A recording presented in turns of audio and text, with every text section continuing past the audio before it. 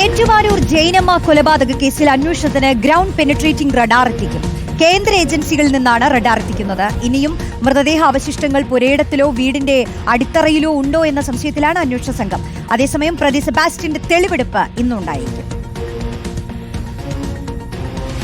Cherthala പള്ളിപ്പുറത്തെ സെബാസ്റ്റ്യന്റെ 2.5 acre ഭൂമിയിൽ ഇനിയും മൃതദേഹാവശിഷ്ടങ്ങളുണ്ടോ എന്ന സംശയത്തിലാണ് ക്രൈംബ്രാഞ്ച് അന്വേഷണ സംഘം. ഇതിന്റെ ഭാഗമായി സെബാസ്റ്റ്യന്റെ വീടടക്കം പരിശോധിക്കാൻ ക്രൈംബ്രാഞ്ച് നേരത്തെ RDOയുടെ അനുമതി തേടിയിരുന്നു. സെബാസ്റ്റ്യന്റെ വീടിന്റെ തറയിൽ അടുത്തിടെ സ്ഥാപിച്ച ഗ്രാനൈറ്റും ദുരൂഹതയുയർത്തുന്നു. ഈ ഭാഗത്ത് ശരീരാവശിഷ്ടങ്ങളുണ്ടോ എന്നാണ് സംശയം. നിലവിൽ വീടും പരിസരവും ഗ്രൗണ്ട് പെനിട്രേറ്റിംഗ് റഡാർ എത്തിച്ച് പരിശോധിക്കാനാണ് അന്വേഷണ സംഘത്തിന്റെ നീക്കം. കേന്ദ്ര ഏജൻസിയിൽ നിന്നും റഡാർ എത്തിക്കും. നേരത്തെ സെബാസ്റ്റ്യന്റെ പറമ്പിൽ നിന്നും ലഭിച്ച ശരീരാവശിഷ്ടം DNA പരിശോധനയ്ക്കായി അയച്ചിരുന്നു. ജൈനമ്മയുടെയും ഐഷയുടെയും ബിന്ദു പത്മനാഭന്റെയും ബന്ധുക്കൾ സാമ്പിളുകൾ നൽകിയിട്ടുണ്ട്.